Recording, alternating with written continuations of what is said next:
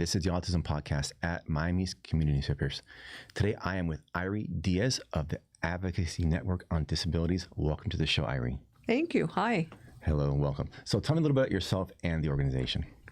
So the organization started in 1972 as a coalition of parents who wanted to have services for their adult children that had developmental disabilities in the community. I'm a clinical social worker by training, and I just kind of fell into this job and fell in love with it. Really fell in love with the disability community and everything that is possible. You know, this parent focus, I'm seeing a common thread that a lot of these groups that are now very big like yours or parent to parent, you look at them from the outside and they look big enough to be like a government organization, but they've got roots in parents just take it upon themselves to start a program.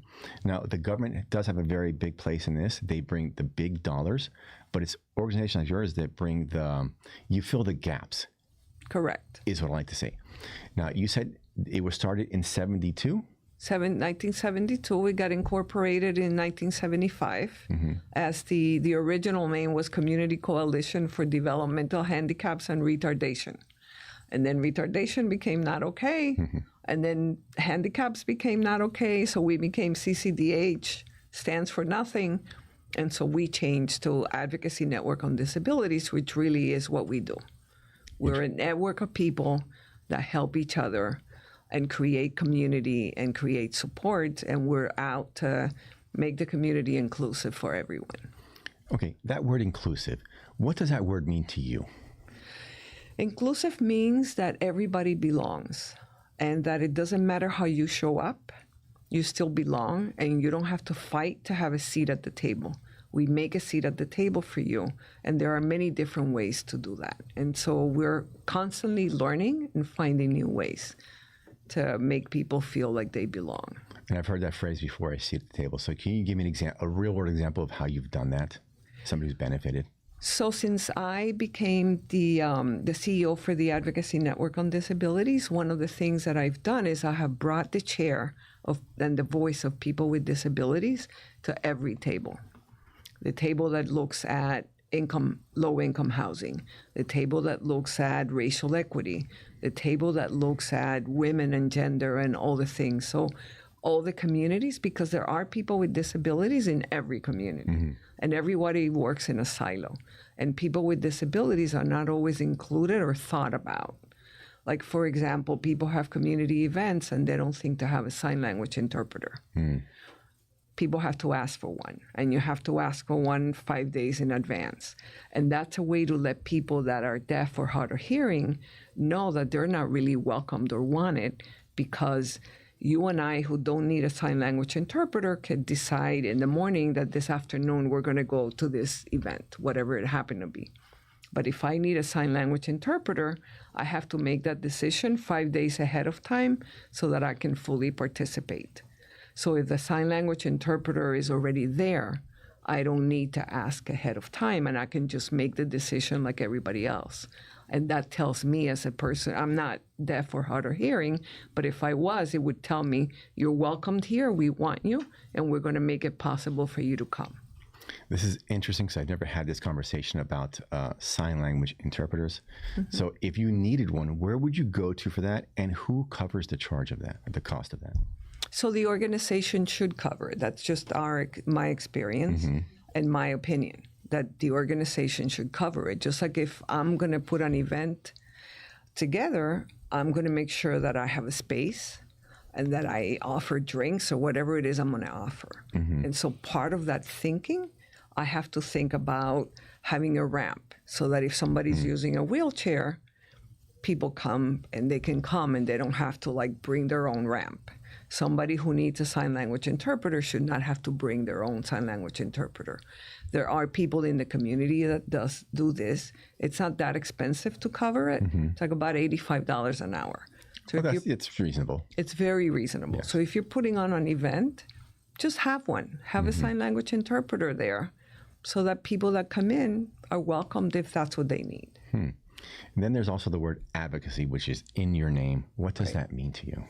Advocacy means lending our voice to people that either don't know how to speak, don't have access to speaking or don't know how to go about it. So giving voice to people that are sometimes considered voiceless.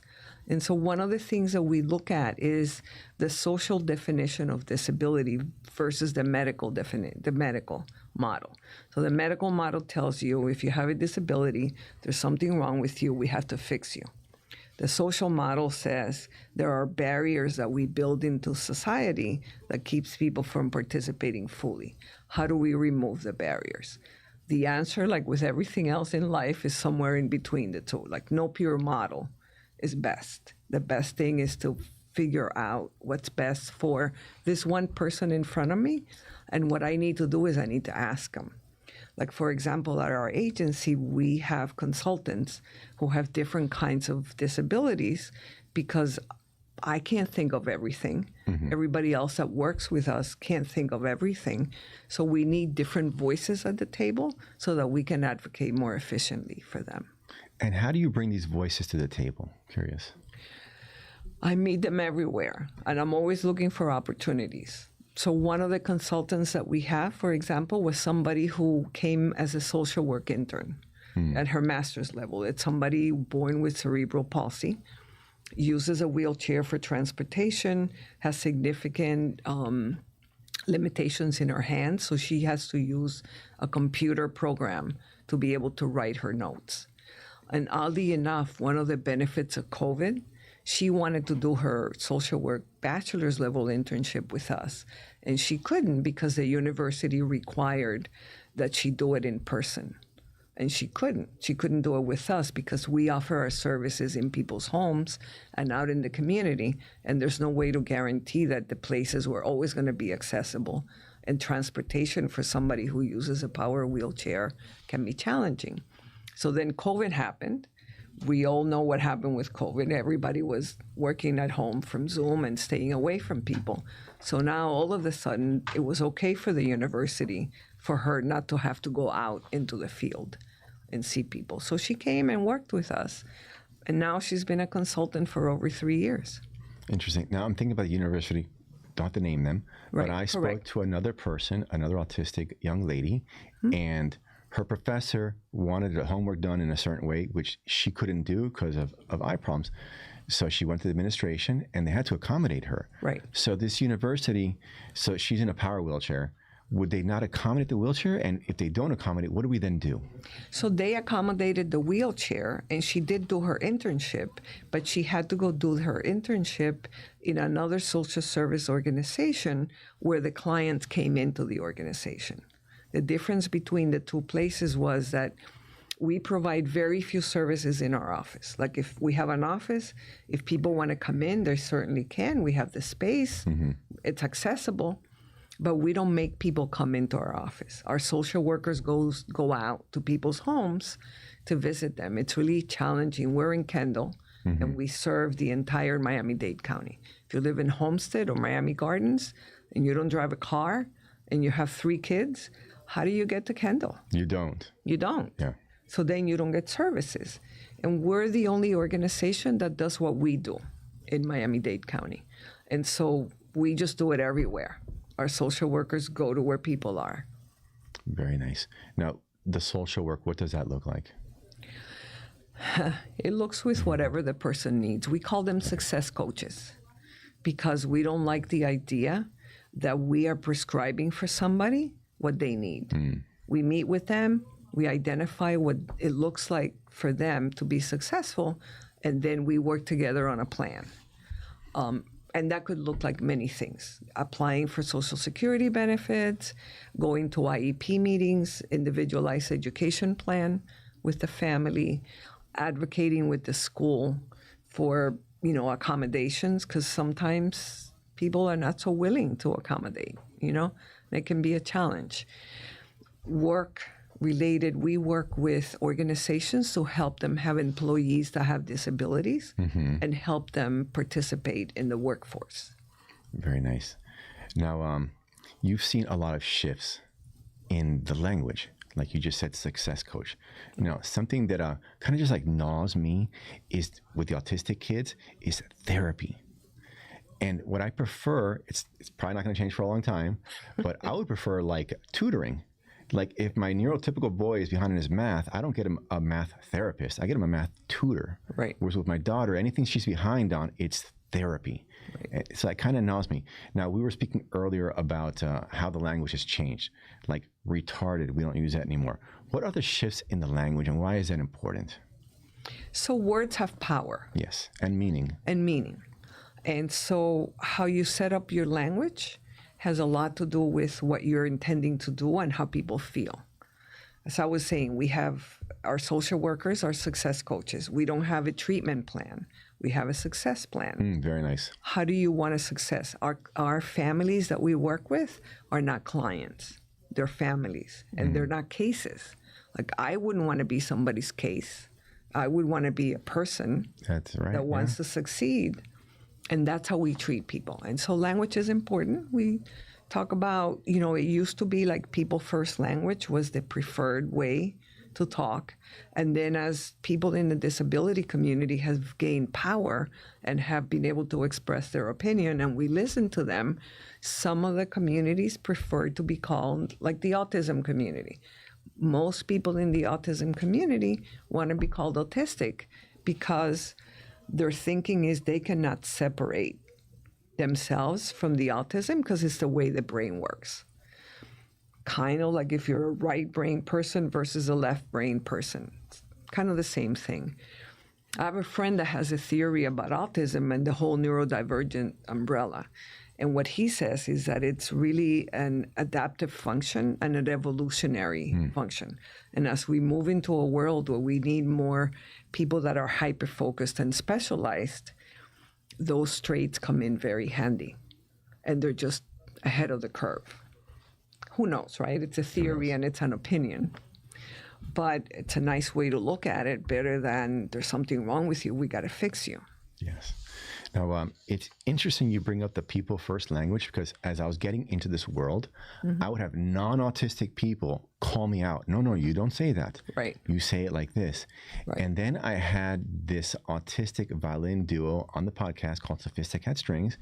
And I asked them, like, what do you prefer? Right. And the one, she said, you know what? I don't like being called a person with autism because it sounds like luggage I carry around at the airport. Right. I'm an autistic person. It's my identity. Right. So I've had well-intentioned but misguided people always say, correct, like, chastise me. Like, right. You don't say it like that. Right. Then I have people with the actual condition saying, no, right. This is, and it's not, it wasn't just her. It was also her partner. I have other neurodivergent people tell me the same thing. So it's right. interesting how when you talk about people, you assume things. Right. But then when you talk to them, right. It can be a very different conversation than what you assumed. Right. It's like talking to little kids. I'm not saying they're little kids, but like you talk to your kids and you ask them what they want. Right. Very often, it's very different than what you thought they wanted. Right. Exactly. Now, sometimes, with kids, which is why people who are autistic or people who have a disability are not children. That's one of the things that irks me when you hear even professionals, they function like a 2-year-old. Well, no, they don't function like a 2-year-old. No. They're a 20-year-old who functions differently than you do. How do we make them feel like they belong? And different communities have different feelings about it. And as you mentioned, they're well-intentioned, right? Because people want, the whole idea behind people first language is that you're a person first. We don't need to talk about your disability unless it's relevant. Like if I'm going to describe you to Tamara, I'm not going to say, he's a white guy, he's Hispanic, or unless it's relevant, right? He's Hispanic, he speaks Spanish. So you can communicate with him in Spanish. Then it becomes relevant. But other than that, I don't really care. Does it really matter?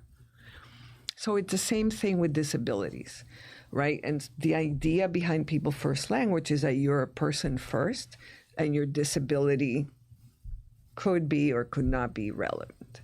Now, with identity first, and it comes primarily in the neurodivergent world, the deaf and hard of hearing also prefer to be called deaf and hard of hearing rather than a hearing impediment.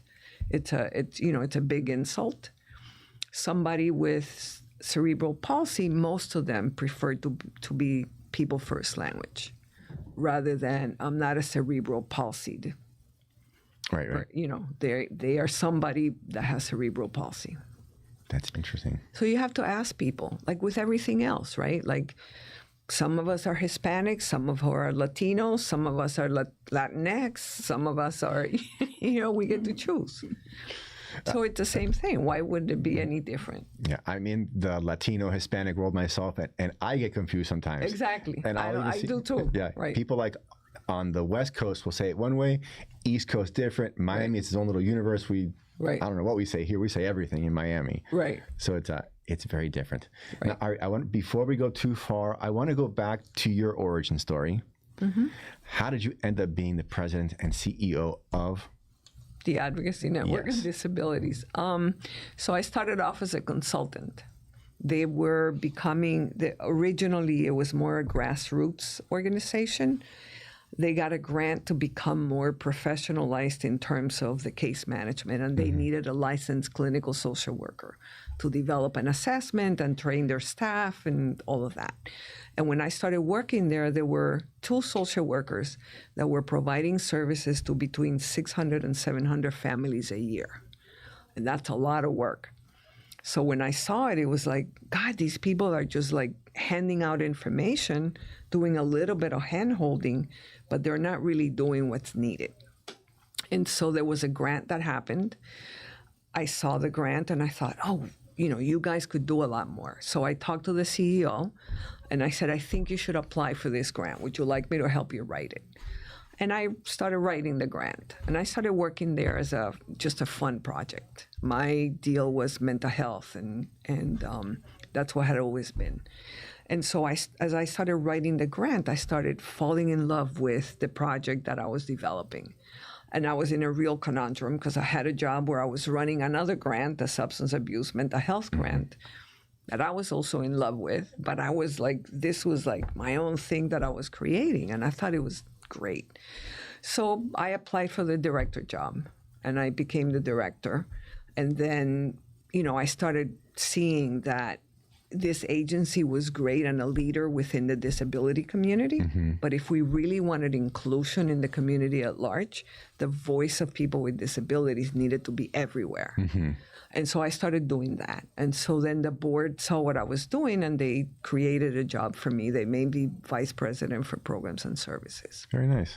So I started doing that. Then the CEO retired and it was kind of a natural progression for me to become the CEO. And, we've done some amazing things. Like now we're one of the 5, there's only 5 agencies that can refer people to low-income housing.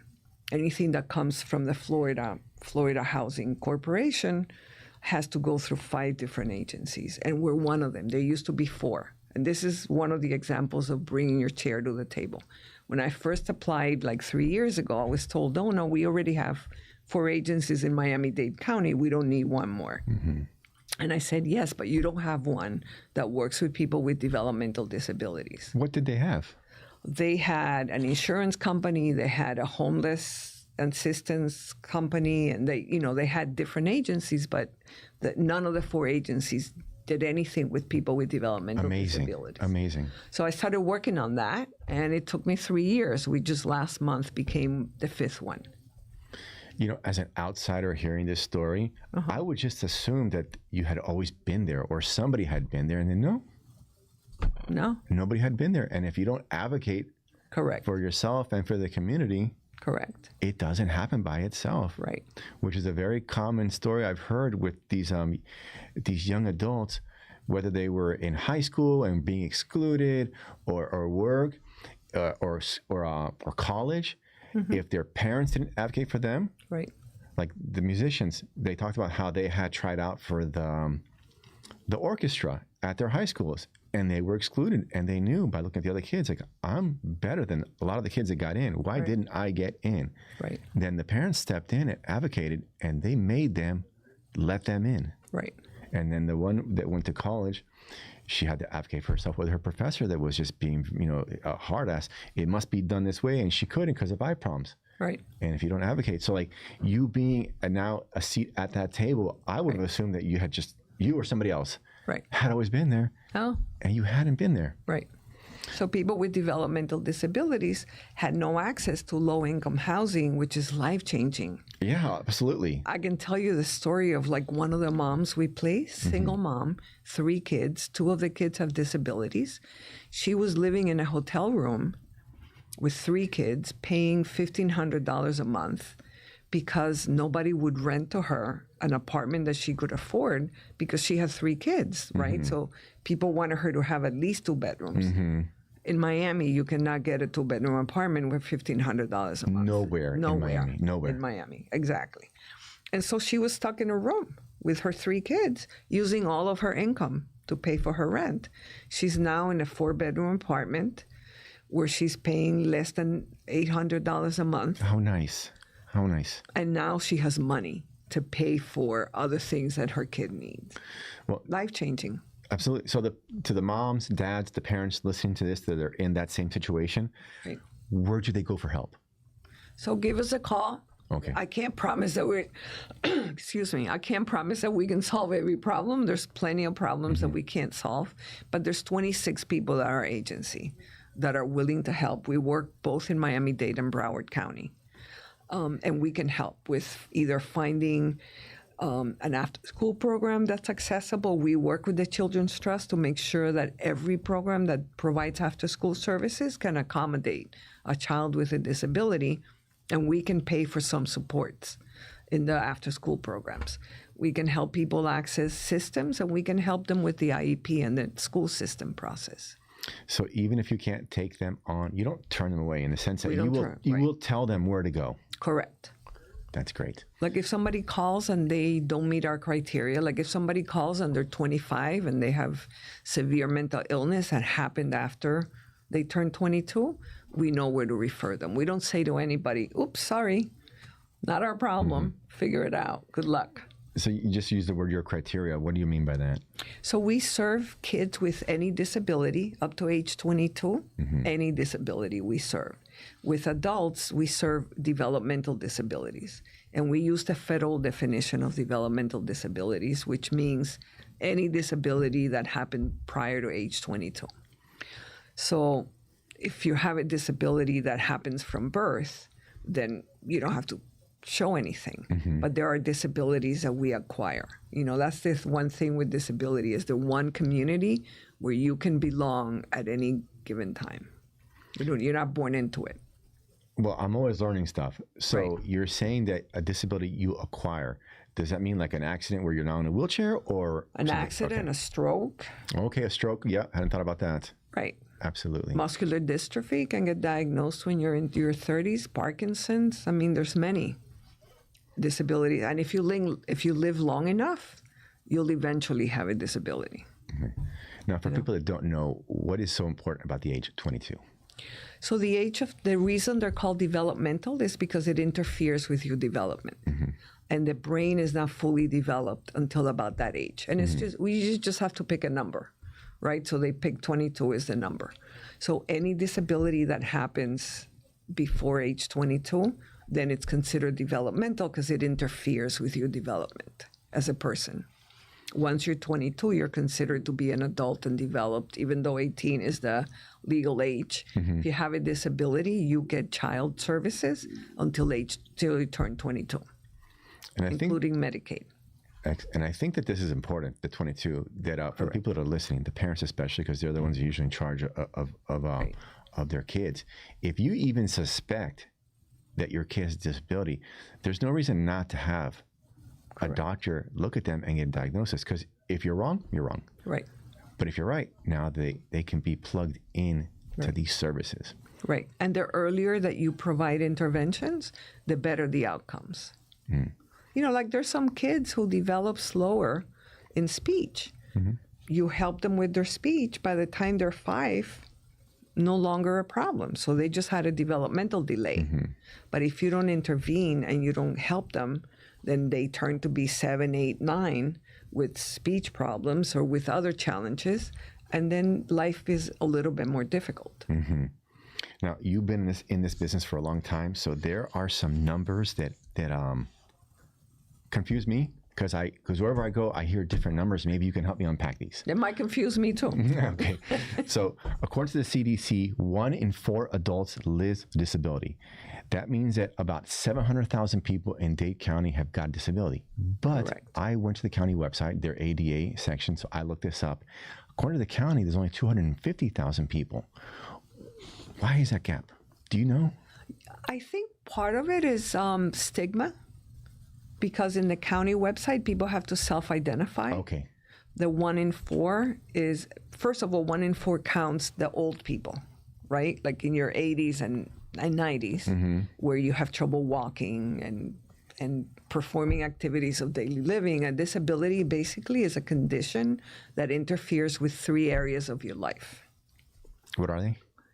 Well, at least 3 areas, right? At least 3, okay. At least 3 areas of your life. It could be different things like okay. asthma and breathing, different things in your life. So it has to interfere with 3 areas, whether that's work, recreation, taking care of yourself, cooking, cleaning, those sorts of things.